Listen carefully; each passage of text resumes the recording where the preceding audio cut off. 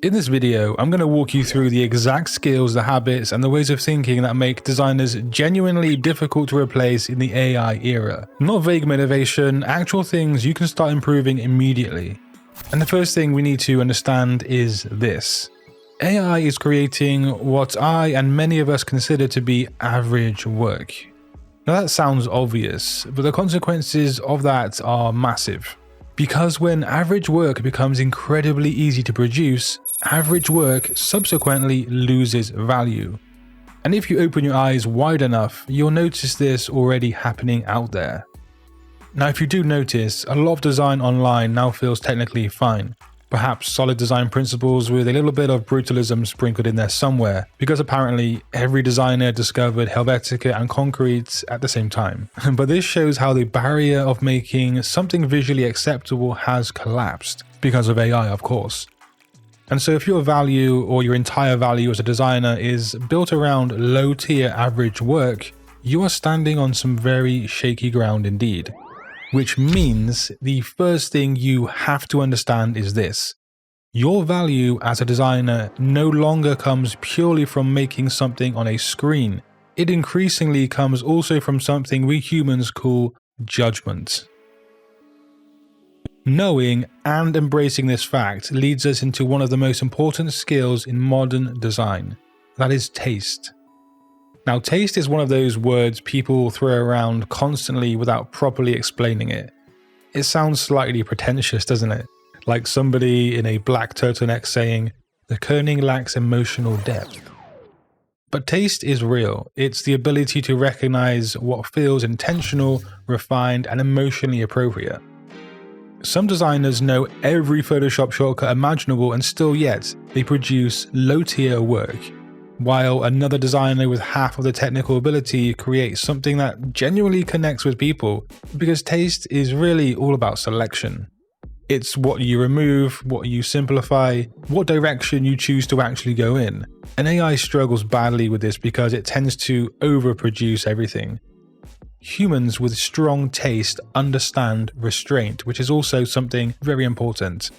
And if you actually want to improve your taste, stop consuming only design content. If your entire inspiration system comes from Behance, from Dribbble, and whatever trend is currently spreading around Instagram like a rat virus on a cruise ship, then you're just going to fall into the background and look identical. Real creative taste develops when you study broader visual cultures like architecture, film, fashion, photography, packaging, and heck, even random signage as you walk past them in real life on the street. And soon, I want to reveal AI's biggest weakness and how to capitalize on that. But first, once you start improving your taste, the next step is learning how to think like a problem solver rather than somebody decorating rectangles for a living. Because one of the biggest differences between average designers and irreplaceable designers is the ability to frame problems correctly.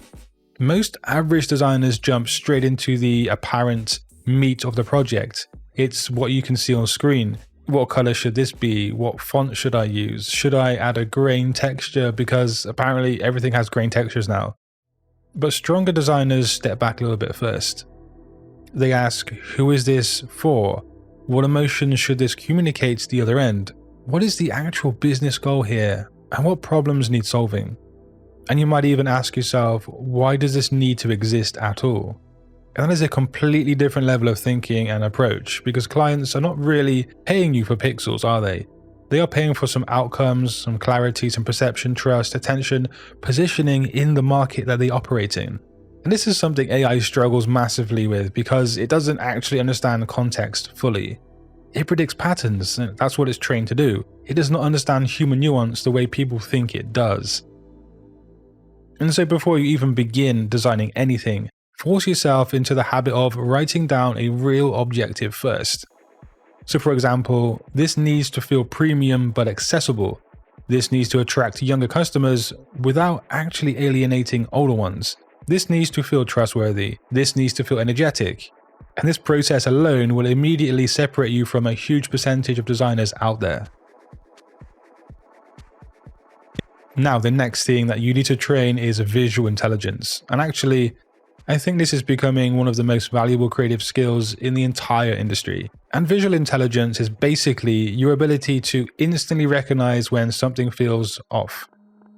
So it could be bad spacing, it might be some kind of weak hierarchy, maybe an unbalanced composition. And this is where things get a bit spicy, because AI can often generate impressive looking visuals at a first glance, and it does get these things correct.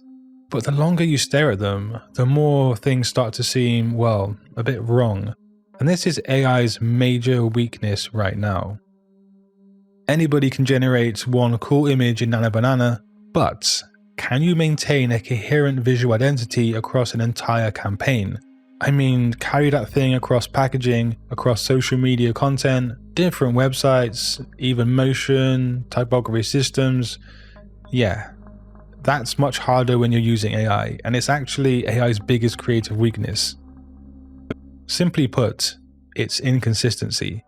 And I think a lot of designers are massively underestimating this, because AI constantly hallucinates details, it changes proportions, it invents weird logic, it drifts stylistically speaking. And this means if you are to use AI, the future workflow probably isn't humans versus AI, it's humans directing and refining AI. Use AI for ideation, for exploration and generating possibilities, and you will get unexpected outcomes. But the important thing is that you need to apply human refinement afterwards. Because the real premium skill moving forward is selecting and curating. It's the knowing what works and what absolutely does not work. But hey, let's not forget that you need the direction and the vision before going into AI in the first place. People act as if creative people are just born different. Okay, in some regards, that might be a bit true. But they do act like they emerged from the womb wearing round glasses and listening to obscure vinyl records. But creative thinking is largely trainable. A huge part of creativity comes from pattern collision. It's taking ideas from different worlds and combining them in ways people don't expect or haven't thought of before. And this is exactly where humans still have a huge advantage, because AI tends to generate probable outcomes. Creativity often comes from improbable combinations. And so if you want to become more creative, just try intentionally broadening your inputs. So again, study architecture, fashion, film, photography, packaging, physical environments you can go to and take pictures of, and just emotion itself, raw human emotion. Or you can also give yourself a constraint, like a fun design exercise to get those creative juices flowing. So try things like using just one typeface only, working purely in black and white, limiting yourself to one shape language, or removing gradients entirely, because yeah, I'm not a fan of using those in certain situations. But one more thing that helps massively and which is completely overlooked is keeping an idea archive. So every time you see or come across an interesting composition, or maybe a very cool and very unique design that grabs your attention, save it. Over time, you have built your own mental library, and that becomes incredibly valuable creatively speaking. And once you do develop a stronger creative thinking mindset, the next step is developing a point of view. And this is probably one of the most overlooked things in modern design, because AI can imitate styles for sure, we all know that. It can imitate trends, yes, and it can imitate aesthetics, but it does not really have a perspective.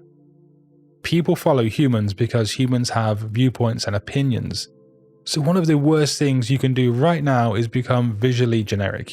You do not need to force some kind of fake signature style into everything you make, but you should start noticing recurring themes in your work.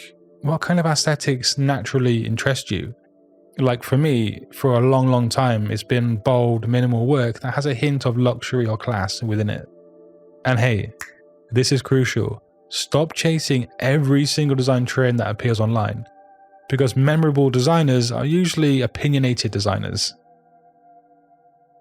Which brings us on to one of the most final points, becoming memorable. And I genuinely think this is one of the most important skills in the future of creative design. Because in a world flooded with content, especially flooded with AI generated work, being technically good is no longer enough to be, to a lot of people. Often the most memorable work is clearer, it's more simple, and it's emotionally direct. And whereas a lot of designers seem to want to hide behind complexity and because they think complexity looks impressive, but memorable designs are usually more simple.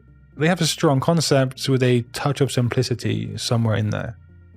And despite the panic around AI, what survives is still deeply human. We're talking about judgment, taste, perspective, creativity, observation, emotion, and meaning. And those things still matter, enormously speaking. But getting to this point of the video, you deserve a pat on the back. You obviously care about design, you care about your career, and you care about this topic immensely.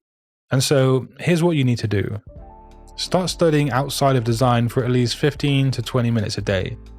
Build an idea archive and save work and things that genuinely make you feel something. Before every project, write down the actual emotional or business goal before touching any software. Use AI for exploration and speed, but always refine the final direction yourself if you use AI at all. And consider your human identity as a designer and your work. Also consider what value you bring to the table and how that looks to a client. And maybe, arguably most importantly, stop trying to look like everybody else online. Because the designers who survive this era probably won't be the ones producing the most work. But if you'd like to learn some more skills and learn some more insights about the graphic design world, just click a video on screen. But until next time guys, design your future today. Peace.